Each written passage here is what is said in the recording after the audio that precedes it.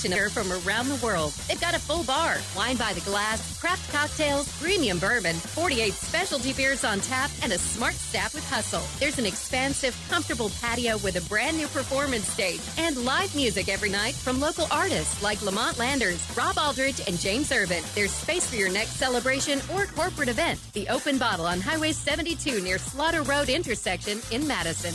You'll love the expanded wine selection at Liquor Express. From special occasion to everyday table wines, they've got what you need. Meet your friends at the largest tap wall in Alabama with 105 rotating selections. Then take home a growler full of your favorite or choose from our 1,000 canned or bottled beers. Need help stocking your bar or planning your party? Liquor Express has a knowledgeable, professional, in-house staff that can assist you with anything from your bar to the planning of your special event. Visit liquorexpress.net for tasting specials, giveaways, and classes. Sitting here with Mark Kent of Southern Fidelity Mortgage Group of Huntsville. Mark, do you help pre-qualify people? We pre-qualify people all the time, Wes. As a matter of fact, I love having them coming in here because when they come in and they pre-qualify, they can leave my office knowing exactly how much they can buy and have no worries. Mark, tell me about your rates and pricing. Well, Wes, this is something we're really, really proud of. Long story short is, I love being able to provide the best pricing in town. Honestly, I cannot tell you the last time I lost a deal to either rate or pricing, something I'm very proud of. So what all financing options do you have, Mark? We do several different things. If you're purchasing a home, we can handle the purchase. If you're wanting to refinance your home, of course, rates are at the lowest they've been in the last 3 years. We do a lot of refinancing. If you're building a home, we can handle the entire process from breaking ground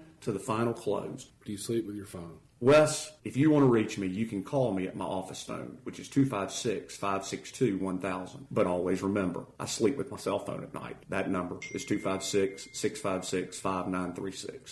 What if I told you that Bigfoot is real and that he's making the best donuts you've ever had? Come see for yourself at Bigfoot's Little Donuts. Come in and order from over 50 flavors, all made hot and delicious. Ranked in the top 100 donut shops in the nation by Yelp. Bigfoot Little Donuts. Order in store or online at bigfootslittledonuts.com for pickup or delivery from Grub South or DoorDash. South Parkway, Huntsville, and County Line Road, Madison. Bigfoot's Little Donuts. If you are building or remodeling a home in this fast-paced market, don't get caught off guard. Ask for the card. Did you know all contractors must be licensed and insured before conducting work on your home? The Huntsville-Madison County Builders Association encourages you to go with a pro and hire a HMCBA member. Remember, don't get caught off guard. Ask for the card. For a full list of licensed and insured contractors, visit WeBuildNorthAlabama.com. That's WeBuildNorthAlabama.com. Braves, Mets, Sunday at 7 Eastern on ESPN. Presented by Casamigos Tequila. All eyes are on the WNBA. This season's about Super Team X. This is Paul Feinbaum. That'll do it for me today. Coming up next, The Drive with Wes Neighbors and Steve Moulton on 97.7 ESPN, The Zone. This hour is brought to you by Woody Anderson Ford, Alabama's F-150 Superstore. Welcome to The Drive with Wes Neighbors and Steve Moulton. Call into the Neighbors Wealth Management Hotline, 256-576-4977. That's how I roll. And I'm not going to drink and drive anymore. That's 256-576-4977. Now, here's Wes and Steve. And away we go. I've already forgotten what day it is. Is it Thursday? Okay, it's Thursday. I tell you, once camps start opening and we get, well, let's see here. Nick Saban and the coordinators spoke on Sunday, so that was work day. And then most head coaches talk on Saturdays. So, yeah, welcome to football season. Although I say that to say I've texted a handful of people. You think August vacations are over? No, evidently people are still going on vacations. Anyway, I digress. I am not on vacation. Jackson not going on vacation right now. Carefully planning my next one. Keith is filling in for Wes here today. How are you, sir? Doing great. I guess Wes is on vacation. When you got the gold, you make the rule. Quoting the old Aladdin movie. I don't know if they used it in the newer version. Never watched that. But anyway, plenty to dive into. Eli Gold scheduled to be on the program at this after a swing and a miss yesterday. I did get in touch with Buck Bellew, and he is he said he feels obligated to join us next week. So we'll talk some Georgia football with the former Dog quarterback.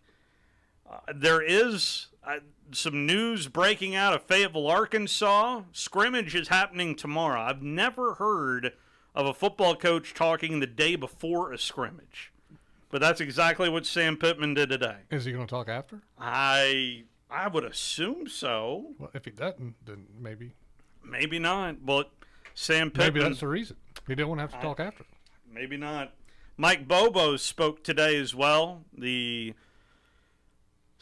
second go-around as the offensive coordinator for the Georgia Bulldogs, and I'll play a little bit of audio for you for that. There is a household name down on the Plains. Do you know who that household name is, Jackson Love? It's J.C. Hart, right? See, this is what I get for doing a little show prep before the show. Wesley McGriff is the secondaries coach down on the Plains. Take it away. Give me that household name. Well, you know, we have guys that's really doing a good job, and I want to just single out one guy.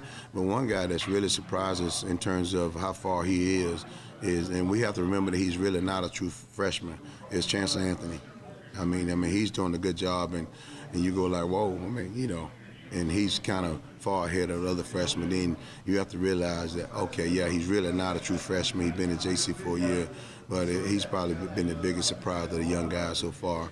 And then I'll tell you, JC Hart, you got to remember now his cup is empty. He hadn't lived that DB life a lot, but, with that size and speed, he's catching on. And when he catch on, I promise you, he's going to be a household name. Yeah, you don't have many Americans with that size that can run like that. So the biggest thing that I'm having to coach with that young man, just confidence. The more confident he get, the more his skill set and talent going to show up. Household name. That felt like... Did he say there's not a lot of Americans that are that big? Is that what he said? And that fast? Was it Americans? Yeah, you don't have many Americans with that size that can run like that. You're right. Yeah, you don't have many Americans with that size that can run like that. As compared to... I would say Americans probably... Well, I don't know. No, I just thought... Canadians or... I just thought that was a weird way to word it. That's a good catch. I'm not saying he's wrong. Yeah, you don't have many Americans with that size that can run like that. He's got track speed. Well, as Wes would often say, if you're that fast and you don't know which way to go, you're just that much further out of the play. Yeah, our dad used to say that all the time. Did he? Yeah. Who's the best college football coach in America right now? I mean, that's so... Well, it was the reason I bring this up. First Take went there this morning.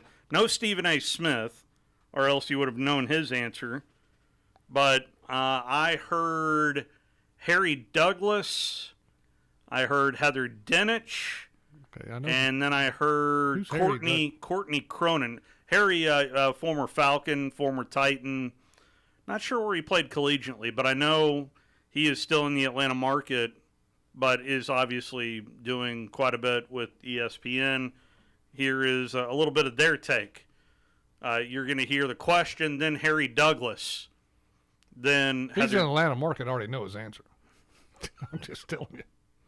All right, let's talk a little SEC football. Georgia football is the first team to win back-to-back championships since Bama did it in 2011-12. Kirby Smart's team is obviously absolutely dominating. So, HD, who do you think is the best coach in college football right now? Well, right now, it's the guy who's won back-to-back national championships. And I also got to throw in, y'all remember 2017 when Kirby Smart and company had Alabama on the brinks before, Nick Saban had to make a quarterback change and Tua Tagovailoa threw that touchdown pass in overtime? Yeah, Bama won. I know if was a fifth, we'll all be drunk up here on this set right now. But that was an opportunity that, Kirby could have beat, Nick Saban at that moment. But I look at some of the things last year. You look at the semifinals game. So it's at that point.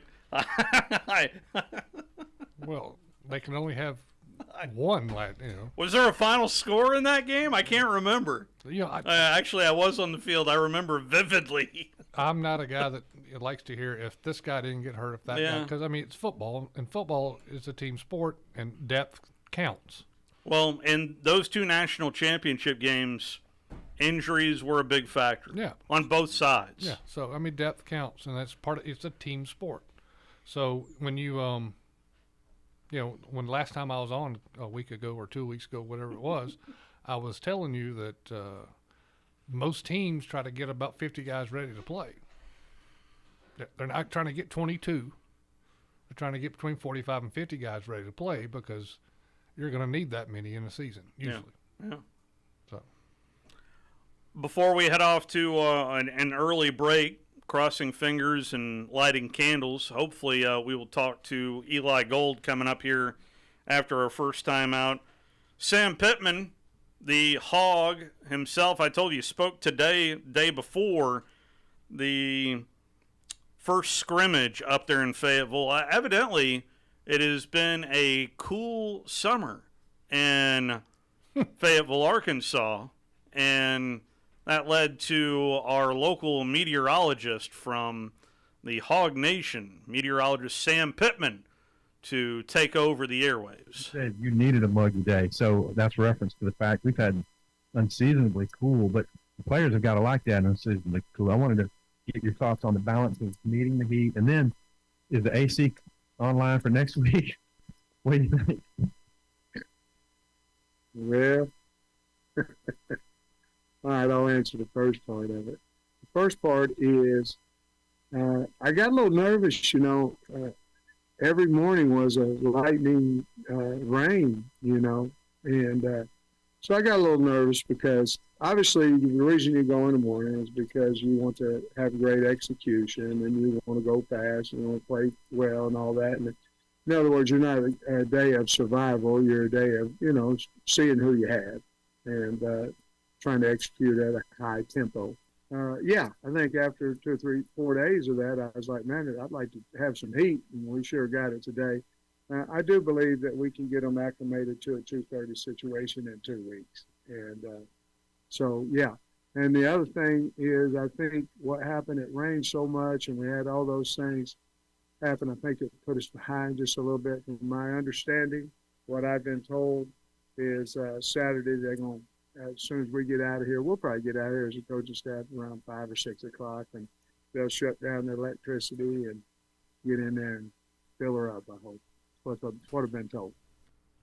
I don't know what he meant at the end of fill her up. I mean, now I was expecting kind of a, what do you mean by that, Coach? But they just moved on with the press conference.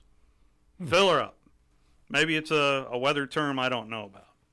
Maybe it's going to rain a lot. Maybe. Eli Gold is going to join us in 5 minutes' time, the voice of the Crimson Tide, and we heard yesterday from Nick Saban on The Voice. Hey, Coach, I know Eli Gold is working himself back into shape. He's been rehabbing. Just your thoughts on him returning to the broadcast booth this season. Yeah, I love Eli. He's been with us for a long time.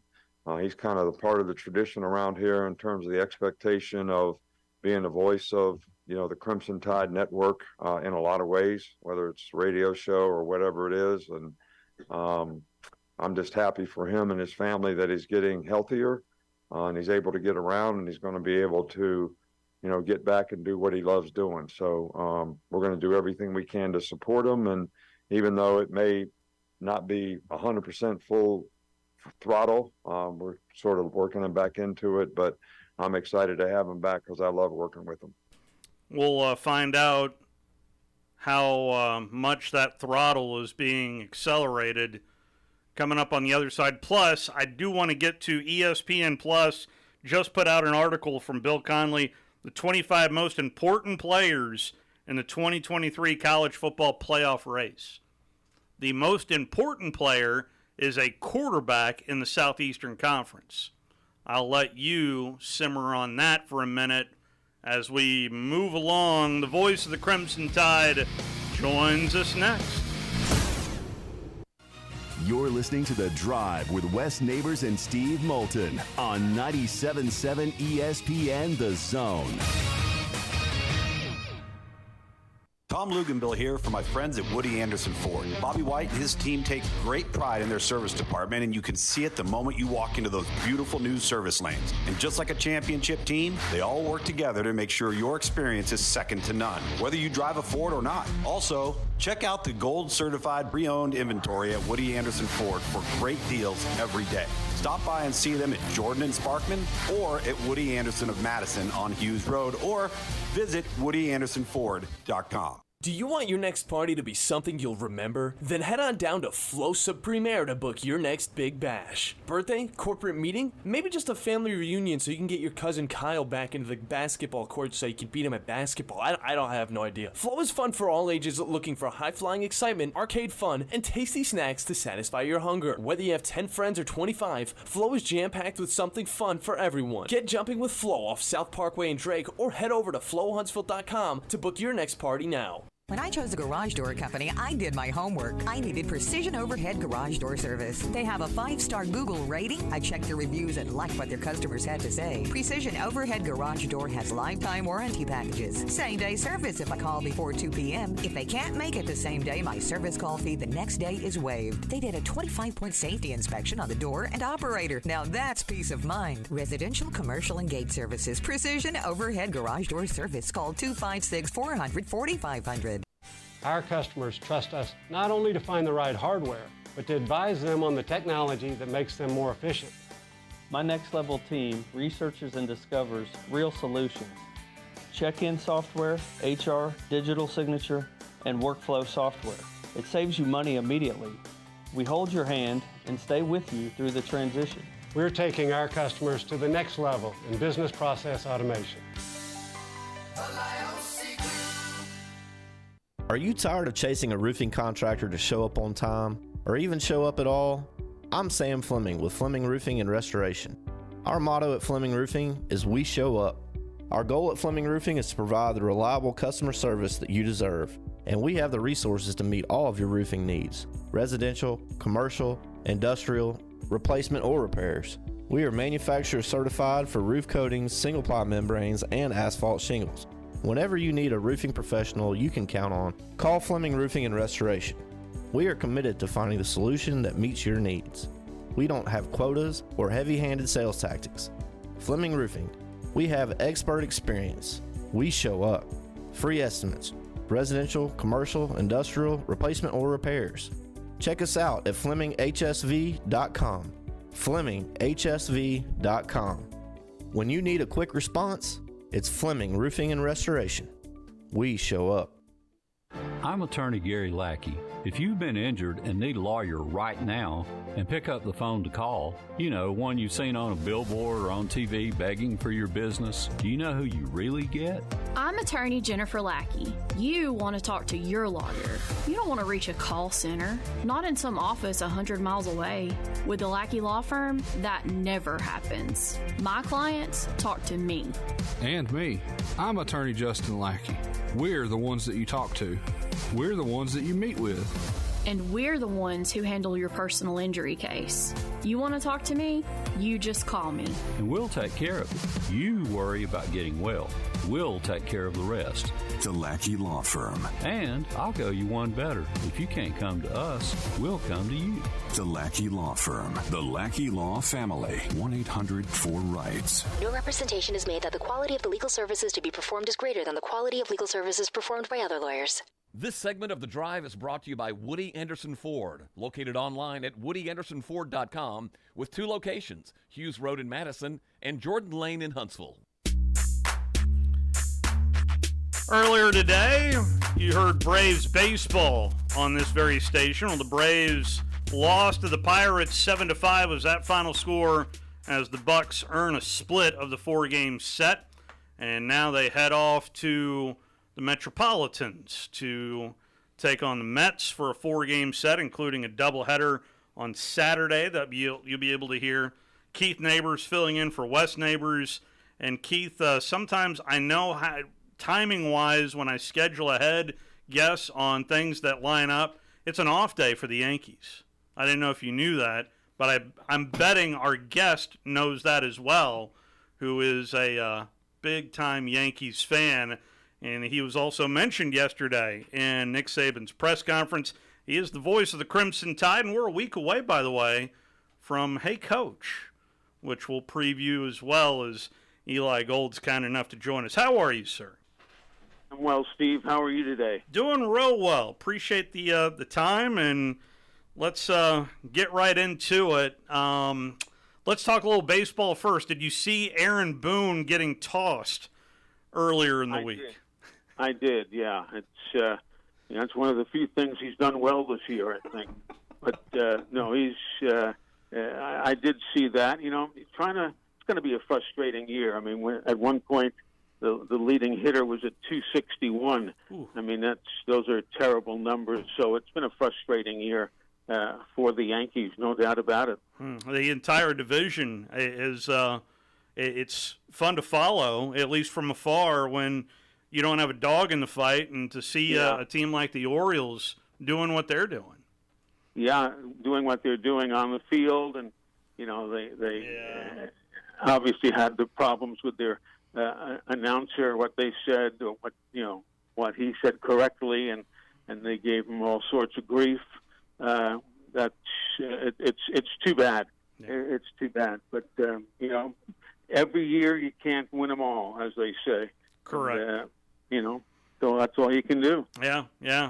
Incidentally, I did notice the Yankees did pick up Debbie Gracie off of waivers, who was released by the Chicago White Sox. So that did happen today, but of course an off day today for the Yanks as we're talking to Eli Gold. Tell me a little bit of practice over the last couple of days. Your impressions of maybe what you saw there in Tuscaloosa, sir. It's a good ball club. There's no question about it. I saw some very, very skilled athletes, and I don't know what the coach is going to do. That's for him to decide and for him to let everybody know. But it's a talented team. There's no question about that. It's just a matter of seeing how it all fits together. How much are you chomping at the bit? Are you counting? Do you have a calendar counting down the days, not only to next Thursday, but to September 2nd? Well, actually, I've got it counted down until this Saturday because we're doing a practice. We're doing the scrimmage on air, not for anybody to hear. So on air is not the right term. We're just doing one as a practice game. So I'm looking forward to that.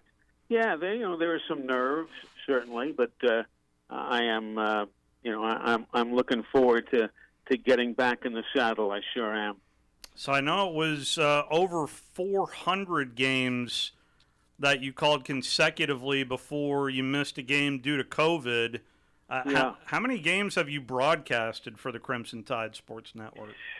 I don't know the exact number. I do know that it's more than a quarter of the games that the Crimson Tide has ever played. I do know that. Somebody gave me that statistic. But I don't know the exact number. But it's a high number. And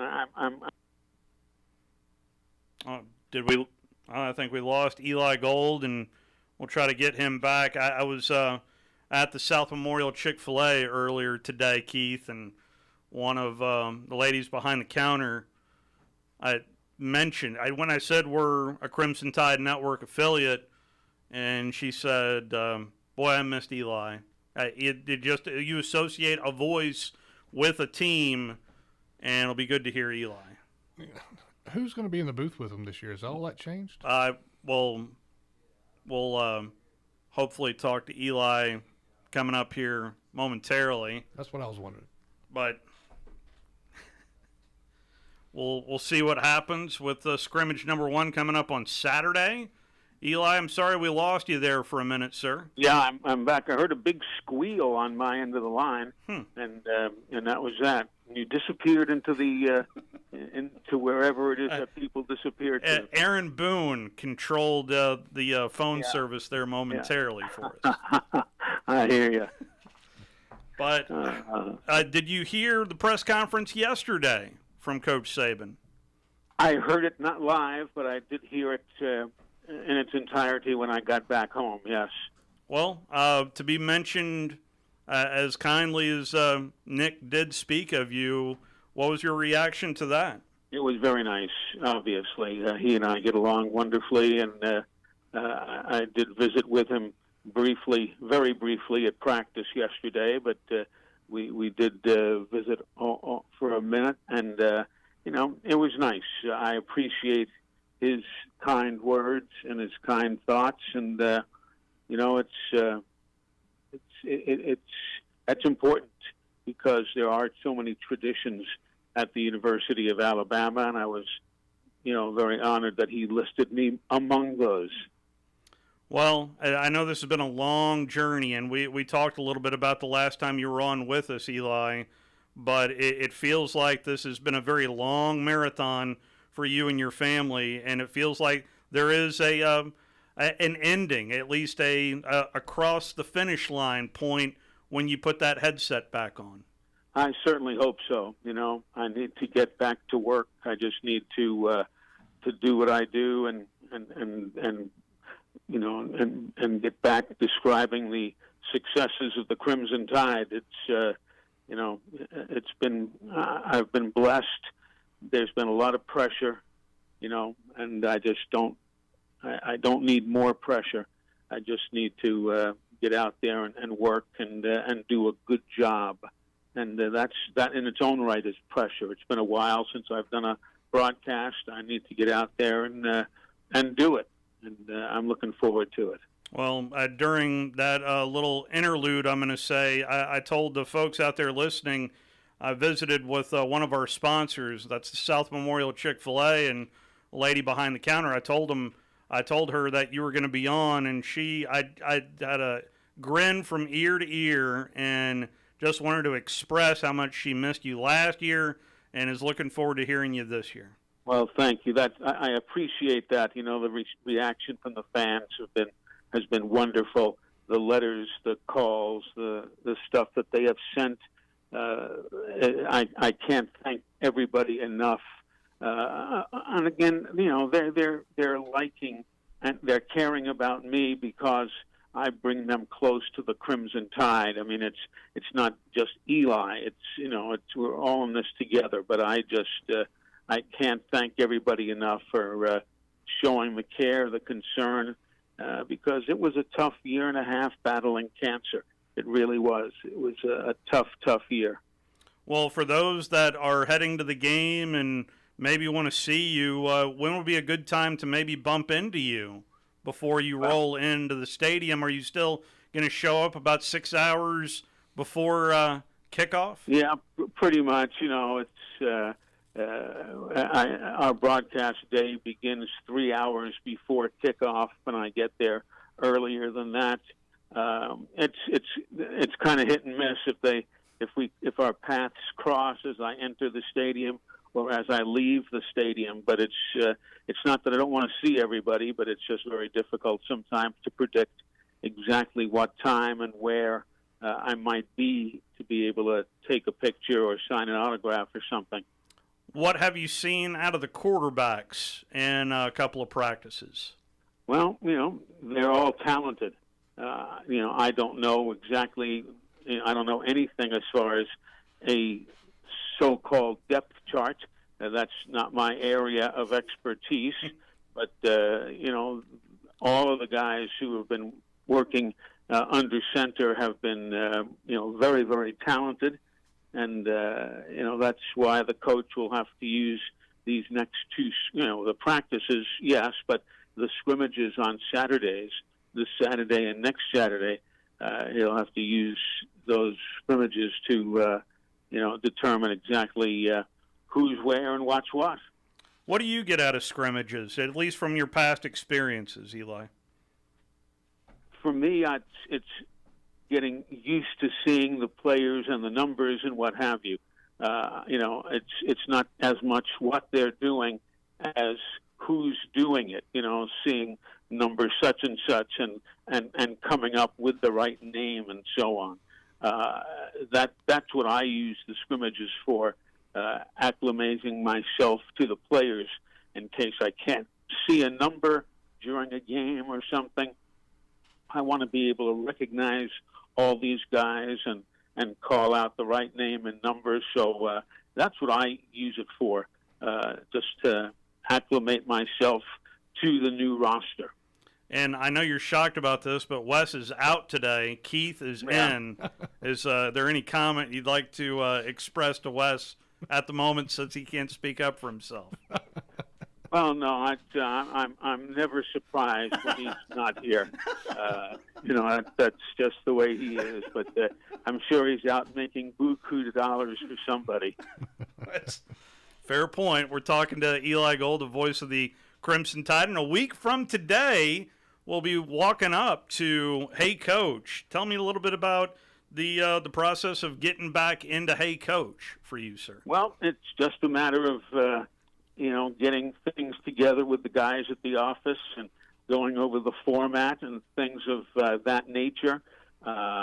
It'll be the first two shows don't have Coach Saban on as a guest. He's in the middle of practice, so we always spend the first two shows obviously talking with the fans, but also, looking in other programs at the university, discussing what's what, who's where, this, that, and the other.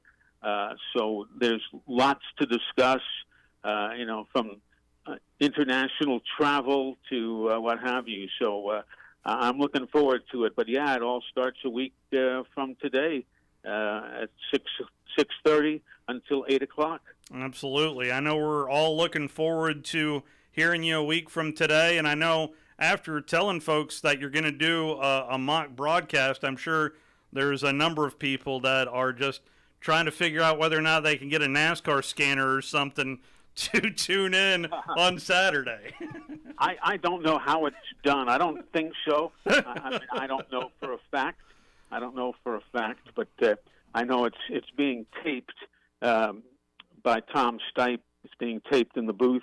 I don't know what other technical setup there is, but we're just going to go through the game and get back into the timing of working commercials in and so on. That's what it's all about. Plus me getting back into my rhythm of doing a game as I have for the last 35 years. Well, I know we're all looking forward to it, and I can't thank you enough for hopping on and talking a little baseball as well as a little football with us, sir. Sure. Glad to do it. You guys take care. My best to Wes, and we'll tell him I'll be on again, and I'm sure I won't see him that day either. Thank you, Eli. All right. See you guys. That is Eli Gold, the voice of the Crimson Tide, joining us. And again, Hey Coach, a week from today, and you heard it here as Eli is going to be anchoring Hey Coach a week from today, so it'll be good to hear his voice, Keith. Yes, it will. We all missed him last year.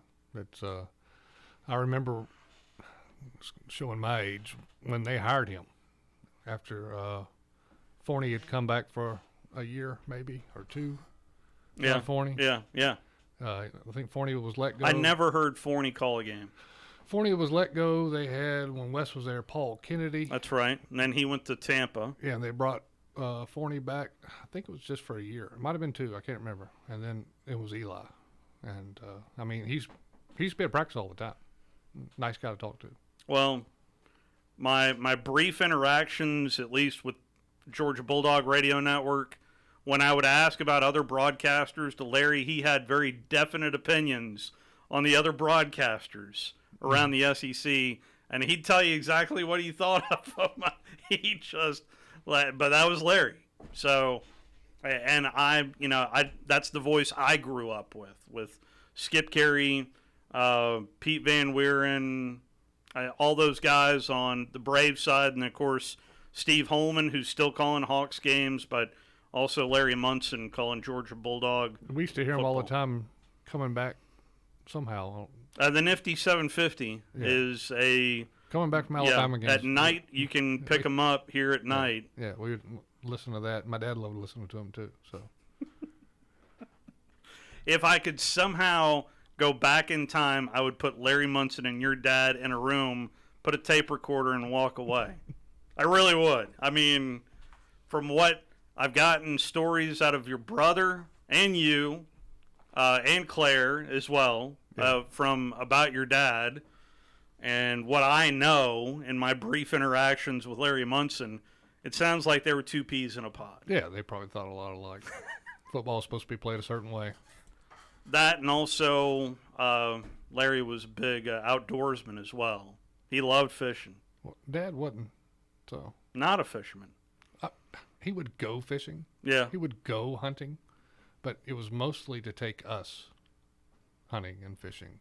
He didn't really care about fishing. He liked deep sea fishing more than anything. I think I have one of the more memorable stories that I did during my time. Sunday nights would be Bulldog Hotline, and then after Bulldog Hotline, Larry would tape Inside on Sports. It was a little 3-minute little vignette that we played during Atlanta's morning news, and it was shipped out across the Georgia radio network for people to play in the morning. It was never about. It was hardly ever about sports. I think I've heard you tell me that before. I think I have one of them. So I reached back out to a buddy of mine who's still in White Columns and said, "Is there anywhere that has them? They're in a vault over at UGA." And so I reached out to UGA, and they were like, "No, sorry. Should have recorded them when you had the chance." I was like, man. But I do have one of them. I am happy to report. Let's talk to Mark on line 2. How are you, Mark? Hey, doing well. How you guys doing? Doing well.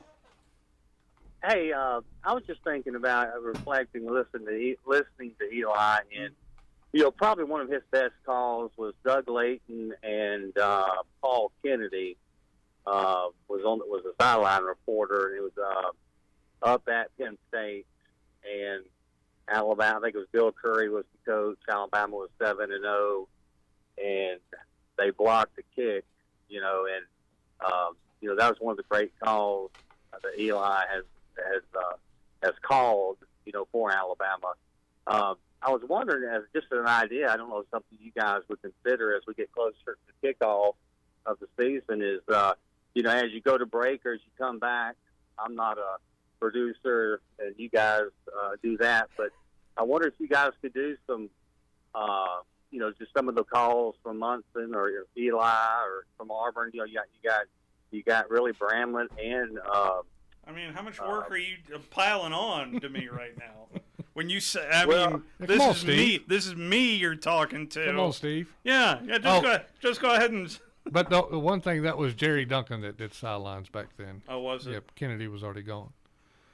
Old Jerry Duncan, yeah. Yeah, that's right. Jerry Duncan, and all Jerry would do is say, "It's pretty hot down here, Eli. It's 110 back to you now." That's about all he would do. He was funny. Right? Yeah, he was funny. I used to talk. The game you were mentioning, I don't think I played that game. I was on the sidelines though. And then, after I got injured, I would talk to Jerry Duncan and Doug Layton during warm-ups every pregame. They would always come up to me and ask me what I thought, how the game, whatever game was going to play out and how I thought it was going to play out.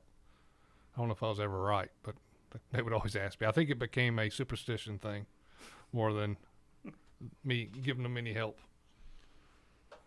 Well, that game was so important.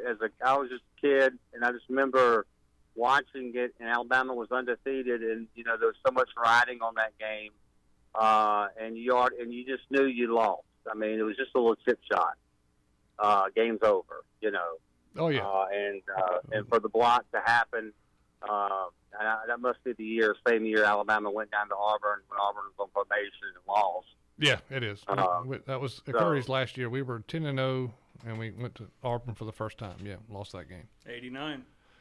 Yeah, and actually, Penn State whooped our tail. We won the game. So, but they had pretty much run the ball. I think it was Blair Thomas, maybe. It might have been their running back that day. They had, and their fans were awesome. Now, if we would have won that way anywhere else, we would have got pelted by whatever was in the stands. Because they won everywhere but the scoreboard. And when we came off, they were giving us a standing ovation, which I thought, well, this is weird. Well, that's probably because the last time the Alabama played there before that, a guy by the name of Preston Gothard caught the ball in his rear end and landed in the end zone, which is a touchdown. And there was scenes, you could see $100 bills being handed to the official, and they called him out of bounds. Well, that's when Wes was playing. That's when Wes was playing. He can tell you all about that. But hey, real quick before I go, I'm not saying, me and Collins here, Steve, but, it'd be nice to hear. I've not heard Munson. You talk about Munson. Everybody talks about Munson. There's a lot of people that haven't heard him. I'm 52 years old, and I know I've not heard him. So the one call in particular that I've not heard, and I happened to be in the booth with him. It was 97, and it was at Georgia Tech, and Georgia Tech came back and beat Georgia that day. And the way Larry described it, I'll never forget it, because he talked about Georgia Tech ripping our hearts out while the heart was still beating, and it finally stopped while our eyes were looking at it. That's how painful the experience was. And I can't find it anywhere. I loved that call, and I can't find it because, Georgia lost. But I did find, this is one of the Inside on Sports that I did keep. And so keep in mind, this little vignette was called Inside on Sports. Inside on Sports with Larry Munson. My former father-in-law was a giant man, 375 pounds, and occasionally when you could get him away from my cigars and my whiskey and my television set, he would go fishing or hunting with you, but usually just once a year. We called him Big Harry. Everybody did. And he owned a beautiful over and under Browning shotgun. It was worth a lot of money. One weekend, I lined up a great all-American type hunting trip for him, a private farm full of rabbits and doves and quail. I told him we would have some fun, take plenty of shells. We were going to shoot at anything and everything. Naturally, we got there in the blackness before daylight, but the farmer was there waiting for us, said he would drive us way down to the back end of the property and let us out there. It had started to snow on that December morning in Tennessee, and then the car's headlights had seemed to get thicker and thicker. I was sitting in the back seat. Big Harry was in front with the farmer and his dog. The dog was a huge, apparently high-strung golden lab. He was sitting between Harry and the driver. As we slowly bumped along in the frozen ruts and snow, the headlights could barely penetrate the falling snow. I was leaning forward and petting the dog when it happened. The farmer suddenly saw a rabbit in front of the old car and said, "There's one." Big Harry hollered, "Where?" And what we didn't know was his gun was loaded, the safety was off, and he banged it on the floor, and the gun went off. And the big guy said, "Where?" And the trigger went off, and the shot roared a deafening noise. He blew a giant hole in the roof of the car. And all hell broke loose then. The big dog literally screamed at the noise in his ear and pooped all over the place, and I mean all over everything. He was frantically clawing at the door on top of Big Harry. He was pooping in a steady stream at the same time. The big man finally got the door open and rolled his huge body out on the road while the dog kept pooping and ran screaming into the woods. Harry lay there covered with dog poop, and so was the whole front seat. Somehow, some poop got up on the windshield even. Big Harry looked like he had one of those camouflage suits on. Farmer had some, too. I was down on the floor of the back seat, literally dying at what I had seen. Even the expensive shotgun was covered with poop. I never saw the rabbit. Larry Munson, Inside on Sports. I never saw the rabbit. I never saw the rabbit. So, I'm 20-something, and I couldn't keep a straight face. And afterwards, I mean, there's some glass in between us, much like what we have with Jackson on the other side. And I had the old school, what we called pancakes back in the day, of the reel-to-reel, and there was no outside of the reel. It was just a pancake. You just sliced off, and that's Monday. Sliced Off, and that's Tuesday. Those were the Inside on Sports. And I remember after that one, I think it was a midweek one, he looked at me and said, "Is that worthy of a Friday?" And I said, "You better believe it. You better believe it." I wish I would have kept more of those. But that one right there was one of the more memorable Inside on Sports from Larry Munson. Well, there was the guy that used to do the Steelers game reminded me of him. A little bit, yeah. I can't recall his name because he also did University of Pittsburgh games as well. He had that gravelly Hargrove. I know who you're talking about. I've never met the man. Yeah, but yeah, Munson was always entertaining. So.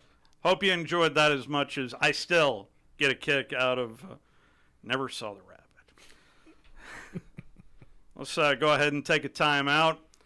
Your phone calls are welcome. Jeff, hang on with us, brother. We'll get right to you.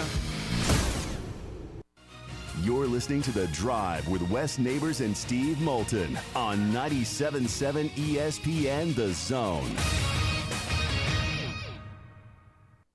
You're starting to see more and more of them on the road in Huntsville, Madison, and North Alabama. And we've got them in stock, on the ground, ready for you to test drive. Hi, Bobby White back again for Woody Anderson Ford, and I'm talking about the all-electric Mustang Mach-E. Come experience the torque, exhilaration, and technology of our all-electric 2023 Mach-E, and you'll see why folks are leasing and buying them as fast as we can get them. And that's not to mention you may qualify for a $7,500 tax credit. Woody Anderson Ford is offering financing as low as 2.9% for 60 months, plus $3,000 in bonus cash on the 2023 Mustang Mach-E. Or you can lease one for $449 a month. And we've also got 23 Bronco Sports for $399 a month. These are 36-month leases with $5,271 on Mach-E, $3,709 on Bronco Sport due at signing. Zero security deposit, just tax tag title, and your good credit. These offers end September 4th. Call 539-9441 for complete details. Come on in today. Woody Anderson Ford, hope to see you soon. The kitchen is the heart of any home. It's where the family gathers. It's where kids discover old recipes and make them their own. Just starting out or just now getting started on the dream kitchen you've always wanted? I'm Chris Haygood, and from all of us here at Bob Wallace Appliance to the home builders and the homeowners of the Huntsville area, a heartfelt thank you for buying local. We're in Huntsville, Florence, and Coleman, and online at bobwallaceappliance.com. Ann Adams with Berkshire Hathaway Rise Real Estate is the one name to know if you're buying or selling real estate. With years of local experience, Ann Adams offers buyers in-depth knowledge of the local housing market and will narrow available properties down to those you'll be interested in so you can save time when shopping for your new home. If you're ready to sell, Ann offers a seamless process using accurate pricing and expert negotiation skills to make sure you get a fair price for your home. Call Ann Adams today at 256-337-2625 or log on bhhsriserealestate.com. Great food and the best live entertainment is what it's all about at the Furniture Factory Bar and Grill. Head to downtown Huntsville every Tuesday for karaoke on the only outdoor karaoke stage in North Alabama. Thursday night is the Valley's longest running and biggest bike night. Food and drink specials, giveaways, and live music on the patio. And the Furniture Factory menu is fully loaded with options from steaks to salads, plus a whole lot more. Featuring a weekday happy hour that starts at 3. 619 Meridian Street, downtown Huntsville, and online at FurnitureFactoryBarGrill.com. Welcome back. Stan McDonald from the Stanton Law Firm. I had lunch with Lewis just recently and with a client of ours, a mutual client, and great to hear all the good things going on at the Stanton Law Firm. Thank you, Wes. The Stanton Law Firm, as you know, we've discussed before, we're dirt lawyers. We do a lot of real estate, litigation and closing. And yes, my son Lewis McDonald enjoyed meeting you a couple of weeks ago, and a couple of your friends. He is, as you know, he's opened up a commercial closing division. So he's really helping a lot of people who are trying to close, buy, or sell on their commercial property. And you can't be in this community doing business without knowing Wes Neighbors. I don't know about that, but it sure was getting to meet another McDonald and talking a little bit about his grandfather, Coach Dye, and right. The different things. It was a lot of fun. Well, your listeners are really going to enjoy meeting Lewis and you in this community. And like I said, at Jacob Title or the Stanton Law Firm, we close business. We do some good commercial closings, residential closings. We appreciate being part of your show. From the Fox 34 Weather Center, I'm Chief Meteorologist Jordan Dressman. A partly to mostly cloudy sky this afternoon. We're going to maintain the opportunity for scattered showers and thunderstorms. Highs climbing into the upper 80s and lower 90s. Dropping into the low and mid 70s as we head into the overnight. Early Friday morning, a partly sunny sky Friday afternoon. A couple of isolated showers are going to be possible.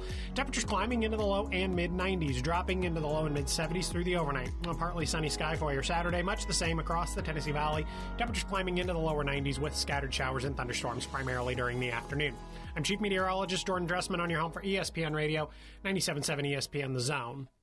This will turn journalism on its ear. Watch our stream on WZZN TV on Twitch and YouTube. But you are the greatest hero in American history. We are 97.7 ESPN The Zone.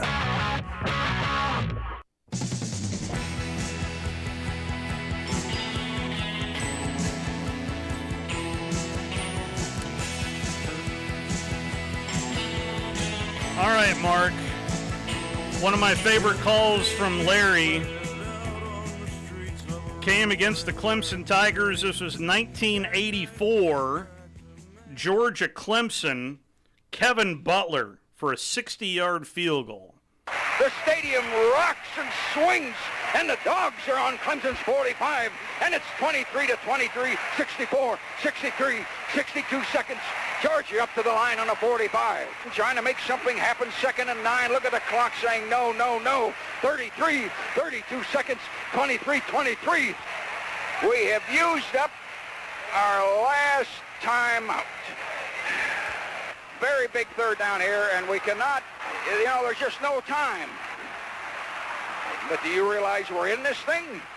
Todd running around to the right and looking. He goes for the sideline, and he threw it too high and out of bounds, incomplete. Clock stop with 17 seconds. So we'll try to kick one 100,000 miles. We're holding it on our own 49 and a half. Going to try to kick it 60 yards, plus a foot and a half, and Butler kicked a long one, a long one. Oh, my God! Oh, my God!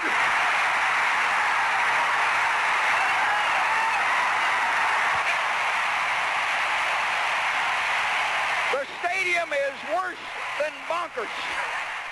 11 seconds. I can't believe what he did.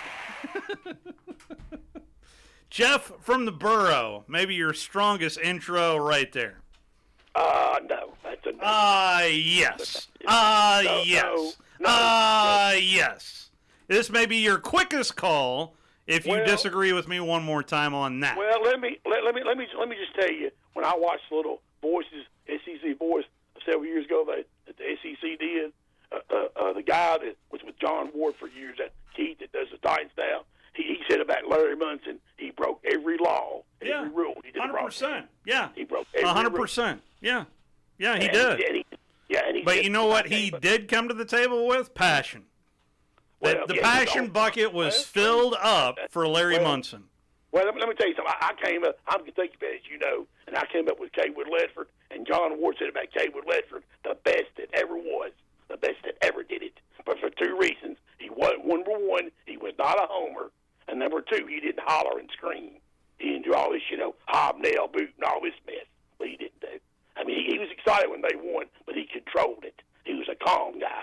He says, "Lady, welcome to Rupp Arena," or wherever he was at. 39 years. He's got a banner in Rupp Arena. Well, where's Larry Munson's banner? Has he got a banner somewhere? No. Okay? That's why he's great. Because he's got a banner in Rupp Arena. 39 years of it. Final Fours when Kentucky wasn't even in it for national radio. Didn't realize we were doing this for a banner. That's why he's the greatest. Didn't realize I put on a headset and call a game, so maybe one day UAH will put my banner over there. No, I'm doing it. I'm doing it to put a spotlight on the kids the right way. And Larry did it the right way. I'm just saying, Kay Leonard was that great that the university did it. It wasn't something that he wanted. The university did it for him. Because he was that great, and BBN loved him for that reason. But it was one day, I'll tell you a quick story. Laid off Rupp one night. They played bad, and he got on the bus. They was going to go home, and he asked Kaywood. He said, "How'd you describe it tonight?" And he said what it was.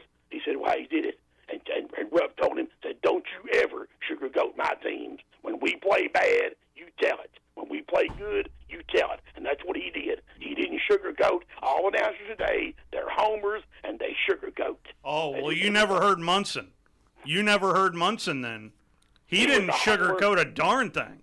He would say, one time he said... Sometimes he was overly negative. I can't believe that. You better, because it's the darn truth. Well, let me tell you something. One time he said, you couldn't believe we could do it, and I didn't either. That's ridiculous.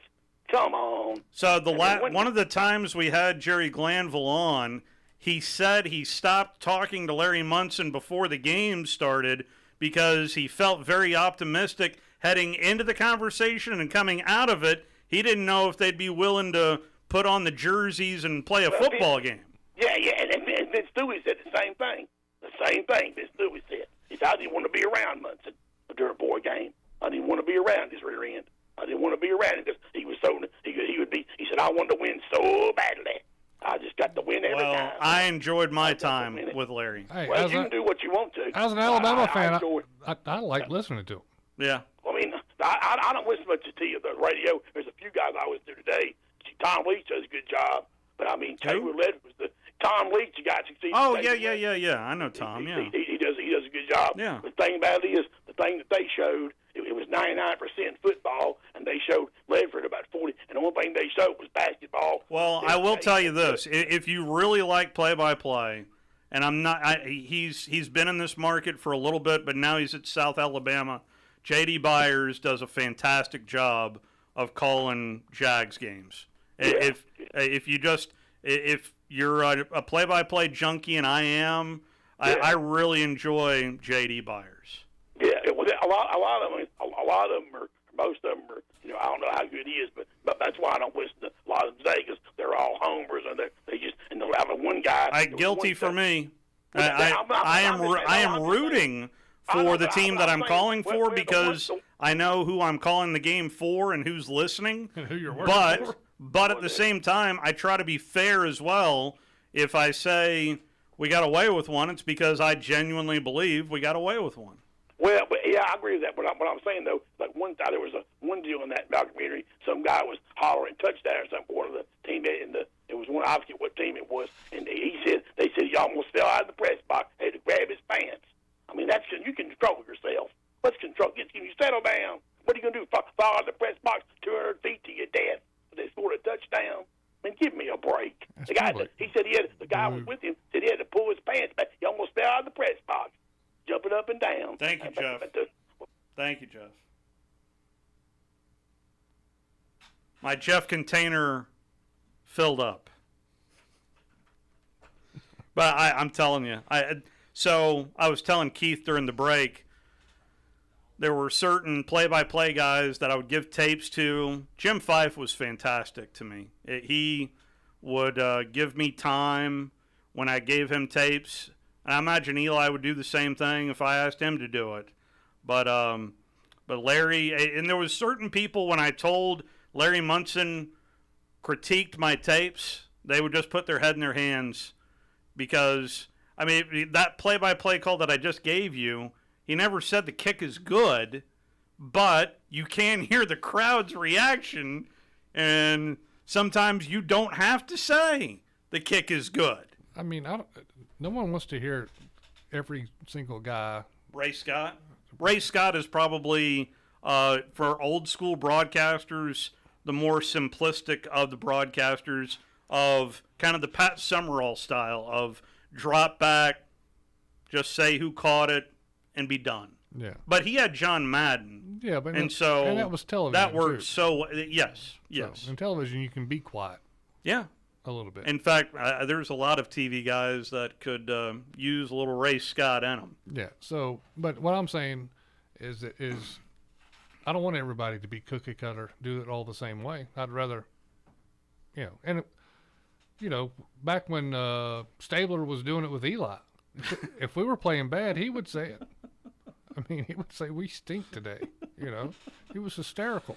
I loved Snake. I mean, that was such a great broadcast. The way they worked together. I was just Eli. I always felt bad that Snake didn't get to be on one of those championship runs. His time ended there right before. Yeah. So, but anyway. Yeah. I let's squeeze in Bryce before we hit the top of the hour. Bryce. Oh, Steve, that's Jeff from the borough. Why do you let him call in? He's kind of guy that it would be hard not to just walk up and witch slap him, okay? I mean, he's got probably enough brains to put in a thimble. I mean, he's always saying something stupid. He's always. I never seen him say nothing good about nothing but Kentucky basketball. I mean, that's the only thing he ever said anything good about. I mean, Larry Munson was priceless. He's one of probably my second to Eli. You know? Yeah. And Slate. You know, but I mean, how can you say anything bad about Larry Munson? I mean, he's just a classic. You know?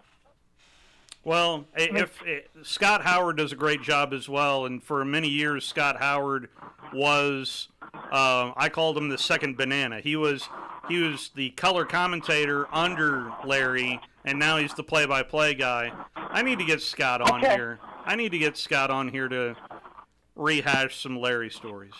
Okay, I just never heard this guy because, I don't listen to a lot of Georgia football. Shame on me. Is Wes okay if he just give him a day off? Oh no, he's on vacation. Wes will be back on Monday. All right. Well, at least you tried to get Keith in there. That's right. That's right. Hey, yeah, but this guy just makes my, like when you used to take your fingers and squeeze around the blackboard. Every time I hear this guy talk, that's what it's like. Just Jeff from the borough. Fair enough. Yeah. I'll let you speak your piece like I'm going to let everybody speak their piece. Within reason. He has his opinions. He's not very positive, usually, about his opinion. But I don't. He has an opinion. I hate negative people, man. I hate negative people. I'm always with you. positive and upbeat. Yeah. Hey, thanks a lot, guys. I appreciate you letting me talk. Thank you, Bryce. I appreciate the phone call.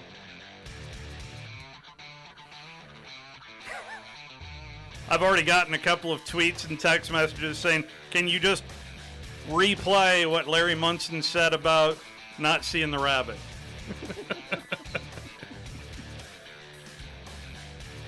I'll occasionally pull it out.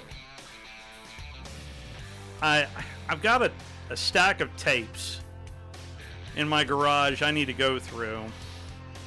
A couple of them were master copies of shows. I need to go through them. You do before. I need to go through them before there's another flood. Yeah. Well, let's end this weather pattern as well. Goodness. We'll be back. You're starting to see more and more of them on the road in Huntsville, Madison, and North Alabama. And we've got them in stock, on the ground, ready for you to test drive. Hi, Bobby White back again for Woody Anderson Ford, and I'm talking about the all-electric Mustang Mach-E. Come experience the torque, exhilaration, and technology of our all-electric 2023 Mach-E, and you'll see why folks are leasing and buying them as fast as we can get them. And that's not to mention you may qualify for a $7,500 tax credit. Woody Anderson Ford is offering financing as low as 2.9% for 60 months, plus $3,000 in bonus cash on the 2023 Mustang Mach-E. Or you can lease one for $449 a month. And we've also got 23 Bronco Sports for $399 a month. These are 36-month leases with $5,271 on Mach-E, $3,709 on Bronco Sport due at signing. Zero security deposit, just tax tag title, and your good credit. These offers end September 4th. Call 539-9441 for complete details. Come on in today. Woody Anderson Ford, hope to see you soon. WZZN, Union Grove, Huntsville, Alabama. 97.7 ESPN, The Zone.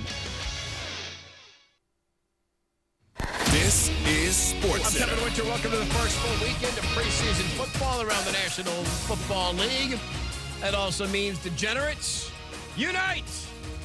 Game 1, Texans and Patriots will kick off at Gillette Stadium in Foxborough. C.J. Stroud will get the reps for the Houston Texans tonight. They are 3-point favorites on the road against the Patriots, who will either go with Bailey Zappi, the number 2 quarterback, for a bit, or Trace McSorley, the number 3, for a long time. Still hasn't been decided yet. Over-under set at 37.5 for the game that's about to start. The nightcap, Vikings and Seahawks. Seattle, 3.5-point home favorite. Their total is sitting again at 37.5. Both games can be seen on national television on your cable provider. Meanwhile, Major League Baseball, if you're keeping tally at home, the total number of innings and outs that the Phillies recorded without giving up a hit after Michael Lorenzen last night was 28 outs because the second batter of the game for the Nationals got a single off of Aaron Nola. Phillies and Nationals scoreless in the bottom of the first inning in Philadelphia. The Cardinals and the Rays, they're scoreless in the top of the second. Tampa Bay trying to keep pace with Baltimore this afternoon. The Orioles had a lead in the ninth inning against the Astros, who loaded the bases with 2 outs. Here he comes. Popped up. Henderson's there. He's got it, and the Orioles win. Ball game. Birds win 5-4, and they've now gone 76 consecutive series without getting swept. The call on WBAL. Detroit shuts out Minnesota 3-0. Hey, it's Amber Wilson. Coming up on Friday, we continue our NFL two-a-days with the 49ers. If Trey Lance isn't the future at quarterback for the Niners, should they consider trading him away? That and more, 6 a.m. Eastern on ESPN Radio, ESPN2, and on ESPNU. 97.7 ESPN The Zone. Welcome to The Drive with Wes Neighbors and Steve Moulton. Call into the Neighbors Wealth Management Hotline, 256-576-4977. That's how I roll. And I'm not going to drink and drive anymore. That's 256-576-4977. Now, here's Wes and Steve. It was scrimmage number 1 today up in Knoxville, Tennessee. Here's a little bit of what Josh Heupel had to say post-scrimmage. Really good day out there, great energy. We got some special teams work, some live work for those guys, which I think is really important at this point in training camp. Really like what our specialists have done up until this point, but really good for the guys that are covering our blocking to get some live work. Offensively and defensively, really good day. I think we got out relatively clean today too, and which is important. But I thought defensively, great energy, great effort, in particular really early in the scrimmage. Did a great job against the run early too, and got off the field on some third downs, and offensively, created some plays on the back half of the scrimmage, run game, and a couple plays in the pass game too. So all in all, really good day. We got a lot ahead of us. We got to grow, and that starts this afternoon when they come back to us too. But all in all, really excited about what happened today. So some excitement there from Josh Heupel as Drew DeArmond comes in. And Drew, it's always good to visit with you, sir. How are you today? Good, Steve. How are you? Doing real well. There was a little bit of recruiting news that went on today. It almost feels ridiculous to talk about recruiting right now. How real are these verbal agreements in today's world of recruiting? Are they worth anything? I mean, in some cases, if your program has their NIL program in line, and right now Dirt Neck's got a problem, but anyway. Why would you say that? Well, they're disbanding the 12th Man Foundation due to the IRS, That's what happens. You can be audited in this situation. But, I mean. Oh, I see this story now, yes. It's, Houston, we have a problem, I'm sure Olin is already doing damage control. The foundation cited a June memo from the Internal Revenue Service that said a nonprofit collectives that were created primarily to play players are likely not exempt from taxes, meaning donations would likely not be tax deductible. So I imagine there will be another collective formed in Aggie land. Well, I'm sure there will be, but this also shoots holes in Dirt Neck lying to us again, saying that everybody just wanted to come there to be Aggies, and cutting me off last year and everybody, and telling everybody that none of this was true, and Nick Saban was a narcissist and was full of it. I call it karma myself.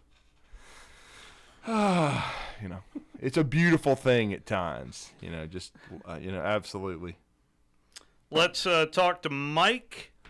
Oh, Mike is gone. Feel free to give us a call at 256-576-4977. That is the telephone number as we get into it here with Drew. boy.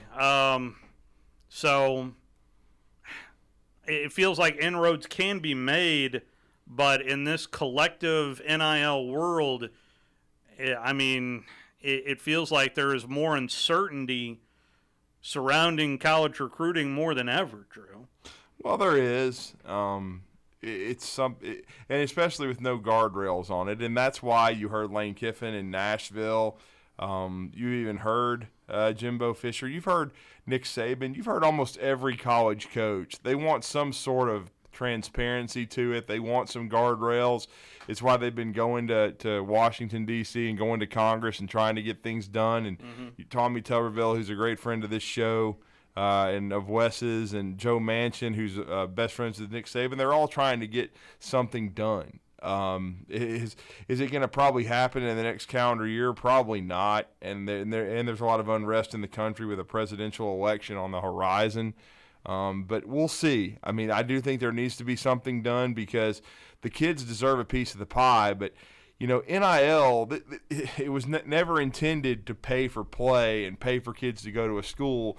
And now you have it trickling down to the high school level where high school kids are wanting to get paid, you know, while they're still playing. And that's just not what it was supposed to be. It was supposed to be about going to school, proving yourself, and making plays, a.k.a. a Bryce Young or a Brock Bowers or somebody like that, and then getting compensated for it.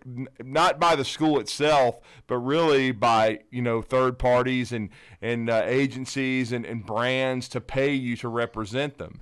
And so it's really gotten out of control quickly, and unfortunately a lot of times that's what happens, and then a lot of blame has to go to the NCAA, who's always reactive. They're never proactive, and I don't think they ever thought it would reach this point that they would ever lose to like Ed O'Bannon, and that they would. They thought it would be a prolonged deal in court, and then they would probably win, and then they lose, and they're not prepared for it, and so it's just created another, you know, layer for coaches to have to deal with, especially when you're also talking about the transfer portal. I am glad though that they're starting to kind of, you know, the NCAA at least is.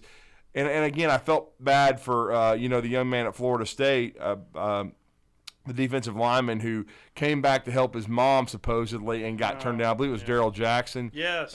He went from Maryland to Miami to Florida State. He's about 20 miles from Tallahassee, and his mother has a medical condition.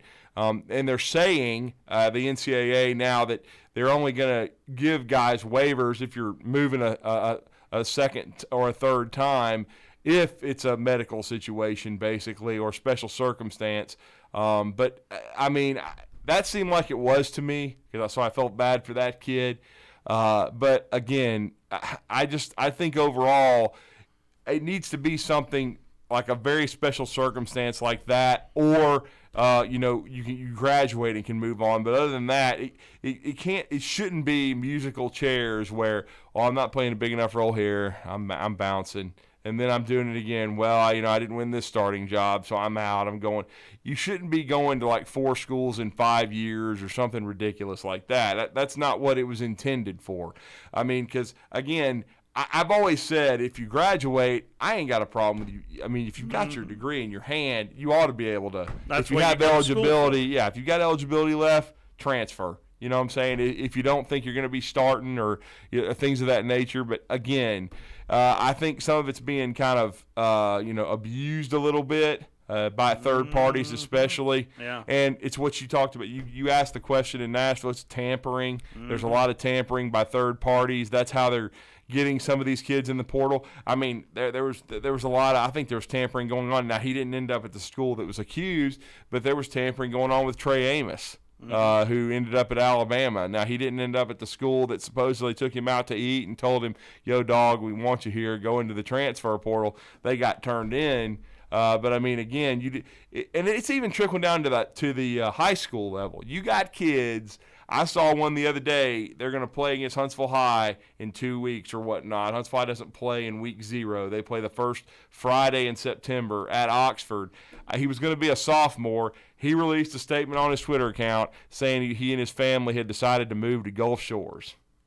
And so he's relocating and playing for Gulf Shores and Mark Hudspeth. He grew up wanting to be a Dolphin. So, I mean, you know what I'm saying? So, it's just and that was a huge topic around the state last week with high school coaches because of the recruiting going on. They were saying, you know, I got great players that they get recruited on the field after a game by the opposing team. Like, hey, man, you know, you ought to come over here. You ought to move. I mean, it's just something that you've got to crack down on. I mean, it's just – and I know the AHSAA has a lot on their plate too, but you just got to do something about all the recruiting. I mean, there's so many, especially when you see kids moving like after school has started and practice is underway. Like, oh, there wasn't any tampering there, was there?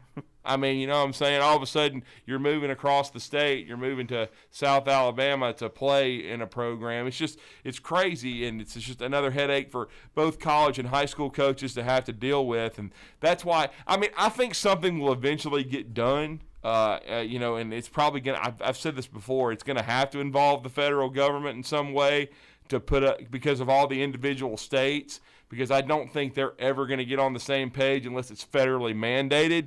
But that's what they're going to have to do. But recruiting, let's put it this way. Rodney Moore and I were talking about this on the Recruiting Blitz on 97.7 The Zone. And if you didn't hear it, you can go back and go to our SoundCloud page and listen after we talked yesterday. But he talked about waves in recruiting. We're finishing the first wave now as the season's about to start. And when you look at all the rankings and the on-3 rankings and the 24/7, a lot of teams have already got at least 15, if not more, kids committed. And I'm talking about in the 20s.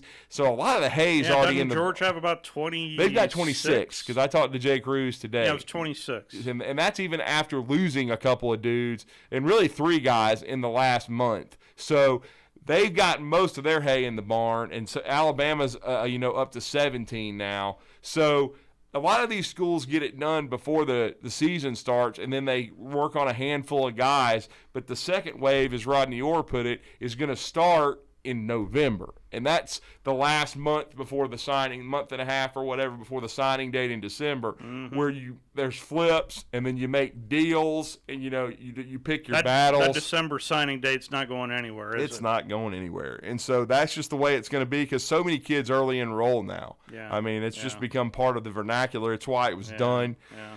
And so,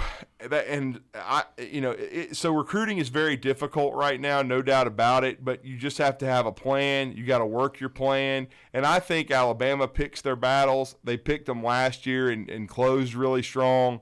I think Georgia's much the same way. I don't really think they go out. They have, A&M being audited is just stunning. You know what I'm saying? Because they didn't pay anything. That's what Jimbo said. All these kids grew up wanting to be Aggies from all over the United States. They all want to finish right above Vanderbilt in the standings. You know what I'm saying? Because they hadn't won a national championship since 1939. But no, we've got to go to every 5-star defensive lineman in America wants to be an Aggie. I mean, come on. If it's a duck and it walks and it quacks like a duck, then it's a duck, man. Everybody knows what's going on. And so it's unfortunate.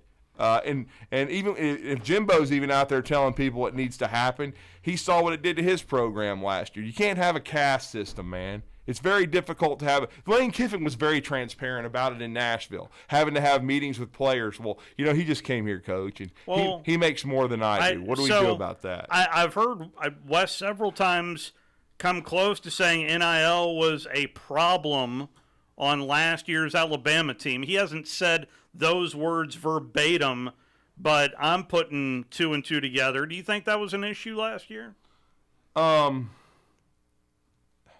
As far as team chemistry. Yeah, well, no question. I mean, I tried to ask Jimbo the same question. It went right over his head to the second question because I actually got called on twice. And I was trying to ask him about Evan Stewart coming into the locker room. That's right. I knew Evan Stewart was making more money, according to what I was being told, than anybody on the team. And he'd never played a down. So how do you look him in the eye? And he came up with we just play the best players, and if freshman's the best player, we're going to play him. And I'm like, yeah, but what you're missing the point of is everybody kind of bitter because homeboy's coming in here in a Lamborghini and living in a $500,000 condo. And doesn't have to worry about and going to English 101 And these other cats have been here for 3 years, like Devon A-Chain. What are you paying him? I mean, it's just not – and see, the thing is, too, and this is all donor-driven. Mm-hmm. Eventually, the donors are going to be like, can we be bowl eligible? No, but they're going to be like, man, you told me homeboy was going to, have 15 sacks and be a freshman All-American. He's over here, not even playing and doesn't want to practice. So that's a problem. What is he doing with my money? Because they don't have written contracts, Steve. No, but they it don't. Works both ways. I mean, you can get the money back, I guess, or just stop paying because I'm sure it's monthly kind of stuff. So. But it's a house of cards that is going to crumble if they don't fix it. That's just what it is. Let's squeeze in Tennessee Jeff before our first time out. How are you, Jeff? I'm doing great, guys. I appreciate y'all playing Coach Hype. Absolutely. In fact, we're going to play the full press conference later on this hour. Oh, cool. I'm just excited about that. If they can stop if the offensive line comes together, if they can block, this is a better team than last year. Deeper team, more physical. They have over 40 players that are fourth and fifth year seniors. Well, he did at one point talk in great detail about Joe Moulton playing at a high level in today's scrimmage. I think people are going to be shocked how good Joe Moulton is. He beat out Hendon Hooker 2 years ago. If he hadn't got hurt, of course, when he got hurt, Hendon Hooker took the reins and he ran with it. Yeah, well, till he stepped back in South Carolina, made the step the wrong way, and that game took Tennessee out of being a playoff team. It did. Tennessee is a playoff team this year. Well, I mean, I thought that Bryce Young and Hendon were the two best players in college football last year. That was such a great game. I mean, but of course, Bryce Young played the game of the year. I mean, without practicing that week too. Don't tell Dennis Dodd that though. Of course, Tennessee turned it over 3 times in the second half, put him in it. But I mean, there you go. He was 70% maybe. Hadn't even thrown a pass for 2 weeks. Do I dare mention a flag? Unbelievable. Unbelievable. Yeah, I mean, it was the last call. That was solid. That was interference. That was crush interference. That wasn't a bad call. But Tennessee won a close one. Yes, they did, and they got a chance to win the 40th. Tennessee has a chance to hang the 40th L all time against Alabama this year and do it in Tuscaloosa. How sweet would that be? Alabama's looking forward to it. Not any more than Tennessee is. Y'all have a great day. Yes, sir. Thank you, Jim. Bring it. That's all I'm saying. I can only hope.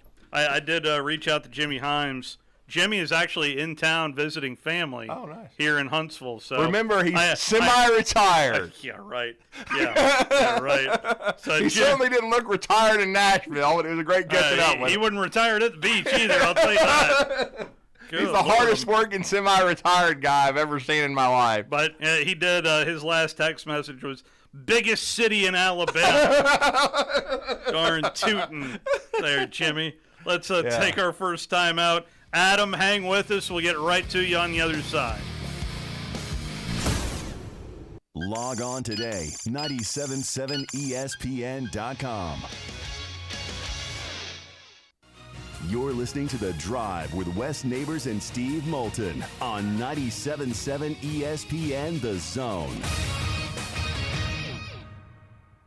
Ann Adams with Berkshire Hathaway Rise Real Estate is the one name to know if you're buying or selling real estate. With years of local experience, Ann Adams offers buyers in-depth knowledge of the local housing market and will narrow available properties down to those you'll be interested in so you can save time when shopping for your new home. If you're ready to sell, Ann offers a seamless process using accurate pricing and expert negotiation skills to make sure you get a fair price for your home. Call Ann Adams today at 256-337-2625 or log on bhhsriserealestate.com. The best place to get 50s diner-style homemade delectables is Bubby's Diner. Located at 8412 Whitesburg Drive Southeast, try their all-new expanded breakfast menu with homemade waffles, omelets, and shrimp and grits. With 3 generations of experience, Chris Bubby Belcher has the best burgers in town. Don't forget to leave without a homemade pie or a hand-spun milkshake. Give Bubby's a call today at 256-513-8080. Bubby's Diner, home of the donut burger. Are you tired of chasing a roofing contractor to show up on time or even show up at all? I'm Sam Fleming with Fleming Roofing and Restoration. Our motto at Fleming Roofing is we show up. Our goal at Fleming Roofing is to provide the reliable customer service that you deserve, and we have the resources to meet all of your roofing needs: residential, commercial, industrial, replacement, or repairs. We are manufacturer certified for roof coatings, single-ply membranes, and asphalt shingles. Whenever you need a roofing professional you can count on, call Fleming Roofing and Restoration. We are committed to finding the solution that meets your needs. We don't have quotas or heavy-handed sales tactics. Fleming Roofing, we have expert experience. We show up. Free estimates, residential, commercial, industrial, replacement, or repairs. Check us out at FlemingHSV.com. FlemingHSV.com. When you need a quick response, it's Fleming Roofing and Restoration. We show up. Tom Abraham here for my friends at Alumni Hall. Alumni Hall is the ultimate shopping experience for Alabama and Auburn fans. Located right here in Huntsville, come shop the best selection of officially licensed apparel, hats, Yeti, accessories, and gifts. Whether you're heading to the spring game or shopping graduation gifts or just love to show your school pride daily, come see us at Alumni Hall. University students, faculty, and military receive 10% off in store, and you can earn cash back with our Hall Pass rewards. Alumni Hall, located in Bridge Street Shopping Center, or shop anytime at alumnihall.com. At Mr. Sparky, we're America's on-time electrician. Flickering lights and hot switches can be annoying, but they can also signal a major problem, or worse, an electrical emergency. So play it safe and leave it to the experts at Mr. Sparky. Trust our team of professional, clean, and friendly electricians. We'll get it done right and get it done safely. You don't have to put up with any malarkey. Call 888-8-SPARKY. Independently owned and operated, licensed in the respective state or county. You want the right specialist for your recovery. At SportsMed Orthopedic Surgery and Spine Center, we understand every body is different. Your muscles and bones are unique, as is your body. Our SportsMed specialists offer innovative treatments and minimally invasive procedures, allowing you to quickly return to the life you love.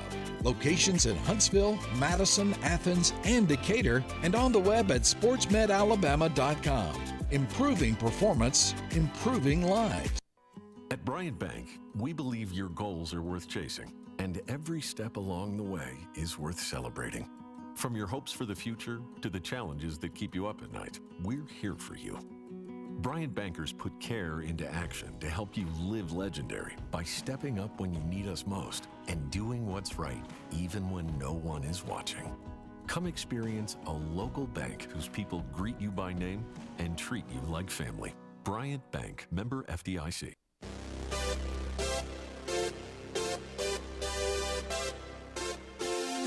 Along with Jordy Arman, Steve Moulton back here with you. Adam, I told you we'd get right to you, but I do want to tell you that ESPN.com put out the 25 most important players in the college football playoffs this year, and the top person is an SEC quarterback, and I'll have that name for you right after we talk to Adam. How are you, Adam? How's it going, guys? I'm so glad Drew's on today because I know he loves Texas A&M. Oh, clearly. Yes. Yeah. Drew, have you seen the Untold on Netflix on Johnny Manziel? I have not, but I've heard enough about it.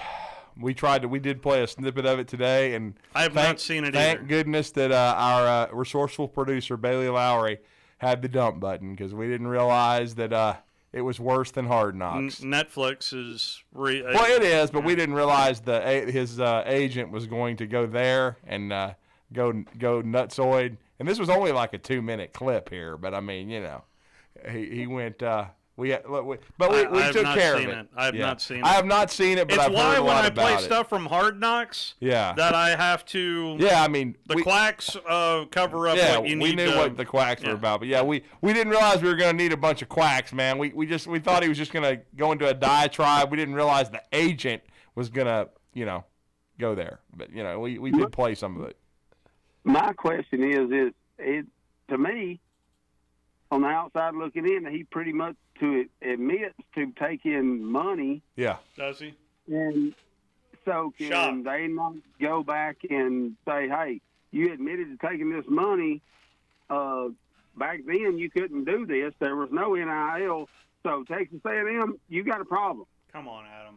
Yeah, I mean, NIL's been a thing for a long time. I know what you're saying, Adam. I said it this morning on the show. I said, well, are they going to go back and at least, and I know it's a stupid thing to do because it doesn't mean much, but vacate all the wins, because Johnny Boy basically admitted that his family never had the money. He acted like they did. He was getting paid for his autograph the entire time. Was he? That's what I was told. That's what bought the Mercedes. That's what bought everything that he had. I thought he came from a well-to-do family. No, according to him, he was just saying that's what he was getting paid for to sign his name. And so apparently his buddy in college came up with the story that he came from oil money to cover that up. Oh, really? Yeah, his boy. Yeah. And so he pretty much he admitted to screwing the system. Yeah. So isn't Netflix also coming out with the Gators documentary later on this month, if it's not out right now, about Urban Meyer's time with the Florida Gators? Yeah, I would imagine. When I heard Urban was a part of it, I didn't want to watch it. No, I mean, come on, man. All right. I got one more quick question for Drew. Sure. And then I'll get off here. Drew, do you think that Hugh Freeze, me being an Auburn fan, love Hugh Freeze, you think he will win a national championship at Auburn? And if he does, how long will it take? I mean, do I think it's possible? Yes. Do I think it's likely? I think it's going to be difficult. I think you got to jump over Alabama. But, I mean, how much longer is Coach Saban going to coach? Because Coach Dye outlasted Coach Bryant. It's kind of that similar situation. But I do think Coach Bryant had actually already retired by 69, so we'll see how much longer Nick Saban keeps it up. But you got LSU to jump over. You're going to have – now there's no divisions. Georgia. And you got Georgia, who's the two-time defending champs. And that's the problem with Auburn. Their two biggest rivals are Alabama and Georgia. So you got to jump over both of them. Yeah. And you got to jump over LSU, which seems to be straightening themselves out with Brian Kelly. Now – we saw everything line up in 2010, and they won it. You said, is it possible? Yes. It's possible. I don't think it's likely, but I think it's possible, and I do think he's going to win this year. I just don't know, what the ceiling is. My gut would tell me 8 wins, but again, Auburn is the most polarizing team, and I don't say that in a negative way, because until you see them play with all the new guys, you don't really know how good they are. Yeah. So I won't really have a good feel for it until they go to Cal Berkeley, and we'll see how they do on a Power 5 road trip. But, I mean, I think he's a really good coach. He beat Nick Saban twice, but he didn't win a championship at Ole Miss. Now, one of those years, if it hadn't been for a miracle play from Arkansas, they would have gone to Atlanta, and they've never gone to Atlanta before. But, again, I just think it's going to be difficult because there's so many good teams. You'll have Texas in the league, Texas A&M. But I do think it's possible, and I definitely think he can get them to the playoff, because now it's going to 12 teams. And Auburn, with Gus Malzahn, would have made it in 2017. So, correct. I mean, they're going to have a chance to compete for it without a doubt, and that's without even winning an SEC championship. So can they get into the playoff? Can they compete for a national championship? Yes. If you're asking me, do I think what would my gut tell me if he's going to win one? I would say no, but I definitely think it's possible. It's definitely not impossible. Adam, I appreciate the phone call, sir. Appreciate it. The 25 most important players in the 2023 college football playoff race. This is according to ESPN Plus, and number 1 is Tennessee quarterback Joe Milton. That is the most important player for the college football playoffs, and that leads to tell me, so Tennessee is going to make the playoff? Well, that's what Jeff just said. And then we're not talking about Jeff from the borough. We're talking about Tennessee, Jeff. And further up, Carson Beck is number 3 on this list, the quarterback at Georgia. Number 5, you'll love this, Ty Simpson, Jalen Milroe, or Tyler Buckner. whoever is the number one quarterback for the Crimson Tide. There was a few other players to make note of. Jordan Travis from Florida State, Jaden Daniels from LSU. Let's get outside the quarterback realm. How about Bear Alexander, the defensive tackle at USC and the transfer from Georgia to USC? How much did Will Ferrell pay him? That's a fair point. Further back, I did see Ja'Cory Brooks is 17th on this list. How important is Ja'Cory Brooks for this Alabama team? The whole wide receiver core is important. They got to make plays consistently. They got to help the quarterback. They got to cut out the drops. Ja'Cory, though, has always been a money guy, somebody that if you're his 3rd and 8, you believe he can get open and make a catch and make a big play. Mm-hmm. I thought he had a very solid sophomore year. It was his first year as a starter. This will be his second going into his junior season. He's not the most explosive cat, but I think he's got some John Mechie traits to him, and I think he's very physical. And I think he and Jermaine Burton, your former Georgia Bulldog, are going to be very, very important, along with the consistency of Isaiah Bond, if Alabama's going to make a run to the playoff. Further back at number 21. At number 21 is arguably going to be the top pick from the Southeastern Conference in next year's NFL Draft, and Brock Bowers. 21 on this list. I would have him in the top 5 myself. Dallas Turner's 23 on this list. Bo Nix is 24. Bill Connolly came up with this list. Who's Bill Connolly? ESPN.com. Is he related to Colin Cowherd? I'm hearing rumblings. Yeah. I'm hearing rumblings. Well, Colin probably would have Brock Bowers playing for USC, though. That's the only problem. I did hear Colin say at what point he knew the Pac-12 was going to die. Probably right after the death knell last week. Anyway, let's go ahead and take our final time out. We're going to replay Nick Saban as well as Josh Heupel coming up on the other side. You're listening to The Drive with Wes Neighbors and Steve Moulton on 97.7 ESPN The Zone. You're starting to see more and more of them on the road in Huntsville, Madison, and North Alabama. And we've got them in stock, on the ground, ready for you to test drive. Hi, Bobby White back again for Woody Anderson Ford, and I'm talking about the all-electric Mustang Mach-E. Come experience the torque, exhilaration, and technology of our all-electric